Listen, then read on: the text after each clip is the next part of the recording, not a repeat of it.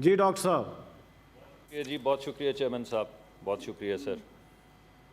Sir वो जितने भी हमारे बुज़ुर्ग हैं, जितने भी हमारे दोस्त हैं, उन सब से पूछते हैं कि पाकिस्तान का मतलब क्या, वो कहते हैं ला इलाहा इल्लल्लाह।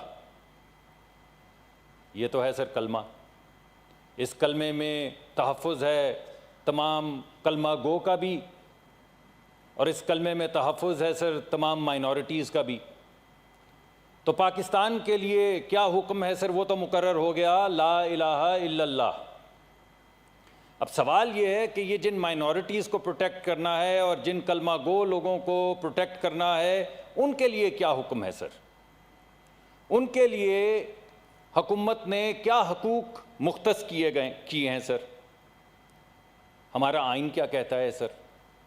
ज़िंदगी का हक, ये हक दिया गया सर।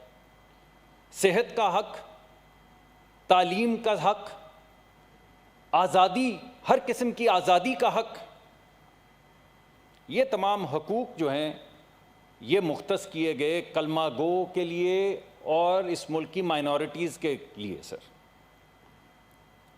अब सर अगर ज़िंदगी खुदा की रज़ा से जाए तो अल्हम्दुलिल्लाह। ज़िंदगी सर अगर किसी नागहानी आफत से जाए तो अल्हम्दुलिल्लाह सर। ज़िंदगी अगर मुल्क के दिफा में जाए तो अल्हम्दुलिल्लाह, अल्हम्दुलिल्लाह सर। लेकिन ज़िंदगी सर इम्यूनाइजेशन ना होने की वजह से जाए तो नामंजूर। ज़िंदगी सर अगर 2 कतरे पोलियो के ना पिलाने से जाए तो सर नामंजूर। ज़िंदगी सर अगर गंदे पानी और सैनिटेशन के अंदर पोलियो फ्लोट करने, वायरस फ्लोट करने से जाए सर, तो फिर सर नामंजूर। तो सर बात यह है कि ये हमारी हुकूमत को मंजूर क्या है? जब सर पिछली हुकूमत आई तो 2014 में सर 306 केस थे। 306 केस थे सर 2014 में। जब पिछली हुकूमत गई सर तो 8 केस और 12 केस थे सर। 8 केस थे सर 2017-18 में और 12 केस थे सर 2018-19 में, जिसमें आधा साल हम जा चुके थे। ये थी सर उस वक्त की जिंदगी की कीमत। अब सवाल ये है कि इस वक्त जिंदगी की कीमत क्या है और हुकूमत क्या भाव लगा रही है इस वक्त जिंदगी का सर? क्या इस हुकूमत की पॉलिसीज के अंदर, प्रायोरिटीज के अंदर सर जिंदगी की कोई कीमत है? सेहत की कोई कीमत है? नहीं सर। आजादी की कोई कीमत है? रोज तबसरा करते हैं, रोज तबसरा करते हैं, नहीं सर। इंसानियत की कोई कीमत है? नहीं सर।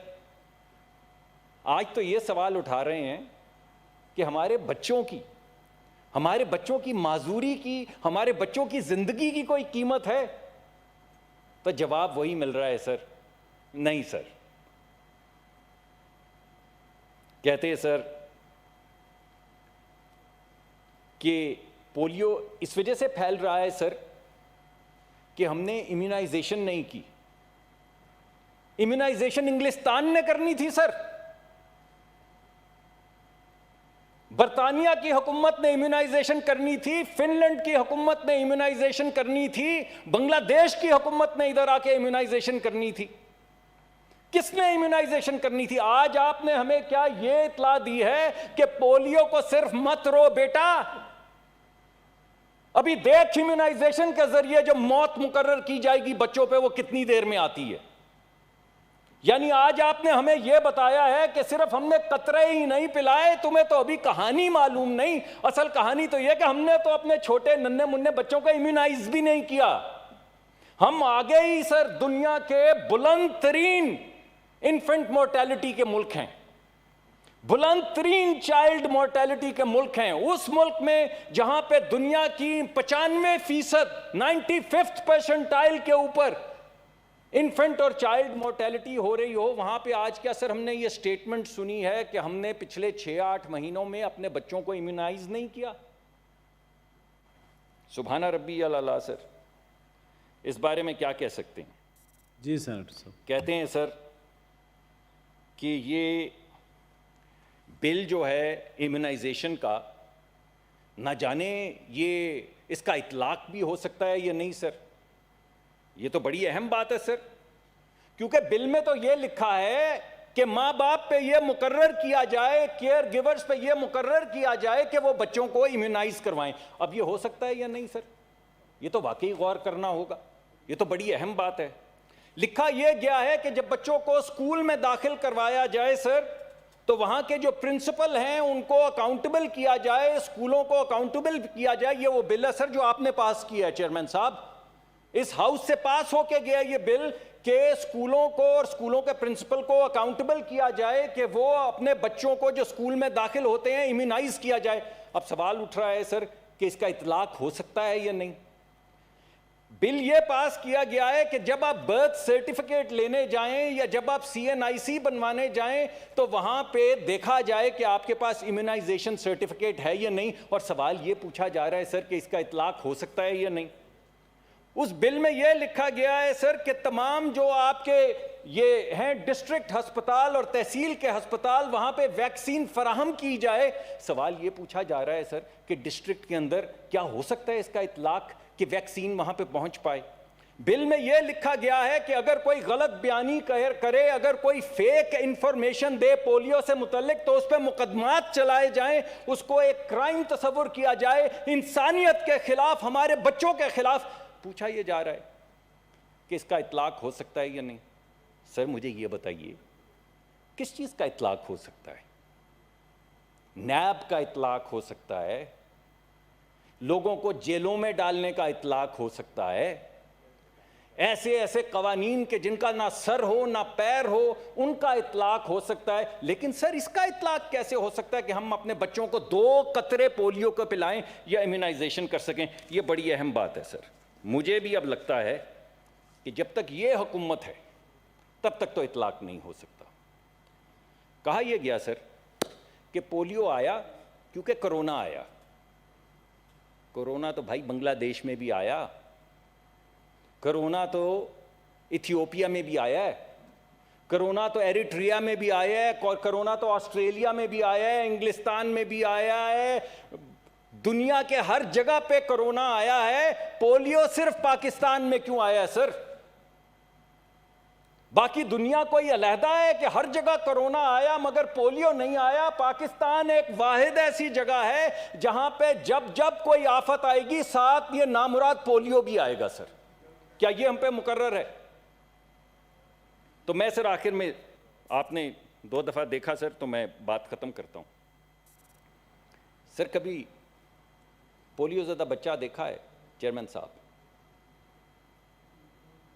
कभी उसकी जो ज़िंदगी में मुसीबतें हैं सर उनके मुतल्लिक कभी गुमान में आया है आपके कि वो बच्चा उठता कैसे होगा? वो बच्चा अपनी माँ के साथ जब 14-15 साल का बड़ा बच्चा हो जाता होगा, चल नहीं पाता होगा, तो बाथरूम कैसे जाता होगा सर? उसे कौन लेकर जाता होगा? कभी सोचा है सर वो स्कूल कैसे जाता होगा? कभी सोचा है सर कि उसकी छोटी बहन गिर जाए तो वो उसको उठा भी नहीं सकता, तो उसको क्या नाउमीदी होती होगी? तो मेरी दरख्वास्त है सर अपने दोस्तों से कि अगली दफ़ा जब पोलियो ज़्यादा बच्चा देखें तो अपने बच्चे को ज़रा अपनी नज़र में लाएं। बहुत बहुत शुक्रिया। थैंक यू जी। सेनेटर उस्मान काकड़ नहीं है जी। सेनेटर जावेद वलीद इकबाल साहब। जी जी ठीक है जी, भेजते हैं जी। जी वलीद इकबाल साहब जी। बिस्मिल्लाहिर्रहमानिर्रहीम। बहुत शुक्रिया चेयरमैन साहब। वलीद साहब जल्दी भी है। बिल्कुल थैंक यू जी। पूरे इख्तिसार से 1 मिनट से 1.5 मिनट के अंदर जी। मुझे मेरे फाजिल दोस्त जनाब सेनेटर डॉक्टर मुसद्दिक मलिक ने कहा कि जी सेहत के हवाले से इस गवर्नमेंट की कोई तरजीहात भी हैं या नहीं हैं। उसकी जीती जागती दलील जो है वो आपके सामने है कि कोविड-19 में किस तरह अल्लाह ताला ने हमें सुरखरू किया है इस गवर्नमेंट को, जिसका वॉल स्ट्रीट जर्नल भी एतराफ़ कर रहा है, जिसके एतराफ़ बिल गेट्स कर रहे हैं। और माशाल्लाह जो अपोजिशन के लीडरान बशमूल ख्वाजा आसिफ साहब के बशमूल में सेहत की बात हो रही थी ना, कोरोना की इन्होंने भी बात की। मैं पोलियो भी बात करता हूँ मौलाना साहब, आप तहम्मुल करें। वतवासौ बिल हक़ वतवासौ बिस सब्र। जी जनाब चेयरमैन साहब, देखें जी, मेरी अर्ज़ ये है कि पोलियो की पाकिस्तान में अभी भी इस मूजी मर्ज़ का जो वजूद है और उसको मिटा ना सकने में हमारी नाकामी है, ये इस बात की भी दलील है कि इतनी दहाइयों से सेहत और तालीम ने हमारे यहाँ क्या अहमियत रखी है। इस और भी बहुत सी इसकी वजूहात हैं, लेकिन एक दलील उसकी ये भी है। और जनाब चेयरमैन साहब, कुछ हमारा कल्चर भी इस तरह का है, जिस तरह के वैक्सीन और ड्रॉप्स और इम्यूनाइजेशन के हवाले से जो हमारा रद्द अमल रहा है, ये मैं अर्ज़ करना चाह रहा हूँ, जब से 19वीं सदी में इम्यूनाइजेशन ईजाद हुई थी, एडवर्ड जेनर ने जब ईजाद की थी, उस वक्त से इम्यूनाइजेशन के, वैक्सीनेशन के, ड्रॉप्स के ख़िलाफ़ एक मुज़ाहमत का कल्चर दुनिया भर में पाया जाता है। वर्ल्ड हेल्थ ऑर्गेनाइजेशन ने पिछले साल दुनिया की हेल्थ को 10 बड़े चैलेंजेस या 10 बड़े थ्रेट्स में, टॉप 10 थ्रेट्स जो हैं, उनमें रेजिस्टेंस टू इम्यूनाइजेशन को गर्दाना है। सो यस, चैलेंजेस यहाँ मौजूद हैं, लेकिन जिस तरह मैंने अर्ज़ किया कि मौजूदा हुकूमत ने सुरखरू होकर दिखाया है, अल्लाह ताला ने सुरखरू किया है। कोविड-19 जैसे मूजी मर्ज, हमसाया मुल्कों की कारकर्दगी देख लें, यूरोप के तरक्की याफ्ता, अमेरिका, कनाडा की कारकर्दगी देख लें और पाकिस्तान की कारकर्दगी देख लें। मैं यही अर्ज़ करना चाह रहा हूँ। और एक और बहुत बड़ा चैलेंज जो है, ये लहरा के पार्लिमानी लीडर कौमी असम्बली में पीपल्स पार्टी के चेयरमैन और साबिक वज़ीर दिफा इंपीरियल कॉलेज की रिपोर्ट लहराते थे कि जी मिलियंस अगस्त तक जो है वो शिकार हो जाएंगे कोविड-19 के।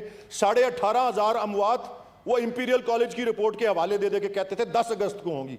10 अगस्त को बफजले खुदा एक भी मौत जो है वो हम नहीं गवारा कर सकते। 10 अमवात हुई। कहाँ 18,500 या 78,500 अमवात। जनाब चेयरमैन साहब, मेरे ख्याल में मैं भी ये दरख्वास्त करूँगा, परसों सुप्रीम कोर्ट ने भी ये बात कही है कि कोई किसी किस्म के डिरोगेटरी अल्फाज किसी भी ऐसे डिफरेंटली एबल्ड शख्स के लिए या जिसको कोई जहनी किसी उसका शिकार हुआ हो पैदाइश से, जो है ऐसे अल्फाज ना इस्तेमाल किए जाएं।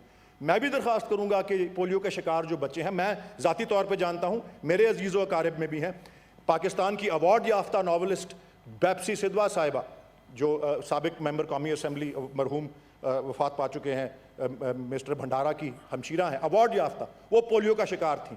अल्लामा इकबाल एक आंख की बिनाई से महरूम थे बचपन से, लेकिन दुनिया भर में उन्होंने नाम कमाया पढ़ने लिखने के अंदर। कोई भी किसी को भी अल्लाह ताला की तरफ से अगर कोई इस किस्म की मुश्किल का सामना हो, किसी की अचीवमेंट के रास्ते में वो नहीं खड़ी होती। इसलिए इतनी ज़्यादा ना उछालें लोगों की उस फ्लाइट को जिस तरह से आप इधर ड्रामाई अंदाज में कर रहे हैं। यहाँ बैठे होंगे तो ठीक है, मैं तो खुद तस्लीम करता हूँ कि हमें उनका ख्याल रखना चाहिए और हमें पाकिस्तान को आज़ाद कराना चाहिए, लेकिन इस तरीके से जिस तरह से उनके जो कंडीशन है उसको उछाल रहे हैं, मैं समझता हूँ अगर बैठे होंगे तो उनको तकलीफ पहुँचेगी। इसलिए इस बात को भी जो है मलूज़ खातिर रखना चाहिए। जनाब चेयरमैन साहब, एसोसिएटेड प्रेस और NORC में अमेरिका में एक सर्वे की है, 1 out of every 5 अमेरिकन जो है वो कह रहा है कि जी मैं कोरोना वायरस की जो है वैक्सीन नहीं लूँगा। तो इस तरह के चैलेंजेस जो हैं इनका सामना होता है। जो यहाँ पे बार बार ललकार रहे हैं हमको कि जी कोविड-19 ने इम्यूनाइजेशन को रोक दिया है पोलियो वाली, हम नहीं कह रहे भाई। 9 अगस्त का डॉन संडे का खोल के देख लें, 2 पूरे सफ़ों पे हनिया जावेद ने मजमून लिखा हुआ है, वो सारी तफसीलात वहाँ मौजूद है। वो मेरा अखबार नहीं है, मेरी पार्टी का अखबार नहीं है, मेरी हुकूमत का अखबार नहीं है, उसको पढ़ के देख लें। और लास्ट बट नॉट लीस्ट, मैं उसी मजमून के हवाले से मैं खराज तहसीन पेश करना चाहता हूँ पोलियो वर्कर्स को, जिन्होंने जान हथेली पर रखकर इम्यूनाइजेशन प्रोग्राम में पूरे मुल्क भर में हिस्सा लिया है। यही वो वर्कर्स हैं, हमारे पोलियो वर्कर्स और हमारी लेडी हेल्थ वर्कर्स। जनाब, रशिया ने वैक्सीन की रेस जीत ली है, चाइना वैक्सीन की रेस में आगे है। चंद महीनों में वैक्सीन जब कोविड-19 की भी आएगी, पूरे मुल्क में किस तरह एडमिनिस्टर करेंगे। यही हमारे these sons and daughters of the nation जो पोलियो वर्कर्स हैं और लेडी हेल्थ वर्कर्स हैं, वो इसको एडमिनिस्टर करेंगे। मैं एडवांस में उनको खराज तहसीन पेश करता हूँ और पाकिस्तान। अली मोहम्मद खान साहब, minister of state for parliamentary affairs. Covid की बात नहीं हो रही थी जी, शुक्रिया जनाब चेयरमैन साहब। पोलियो पे आपने कहा, मैंने पहले सबसे पूछा था। अल्लाहुम्मा सल्ली व सल्लिम मुबारक। मिनिस्टर साहब, मुशाहिदुल्लाह खान साहब कह रहे हैं कि मैं इसी पोलियो पे एक बात करके फिर आप जवाब दे दीजिए। जी बिस्मिल्लाहिर्रहमानिर्रहीम। सो हो गया जी, बस थैंक यू हो जी। गया। इस तरह फिर सारे खड़े हो जाएंगे जी जी। चलें जी, छोड़ें। थैंक यू जी, तशरीफ रखें, तशरीफ रखें जी, तशरीफ।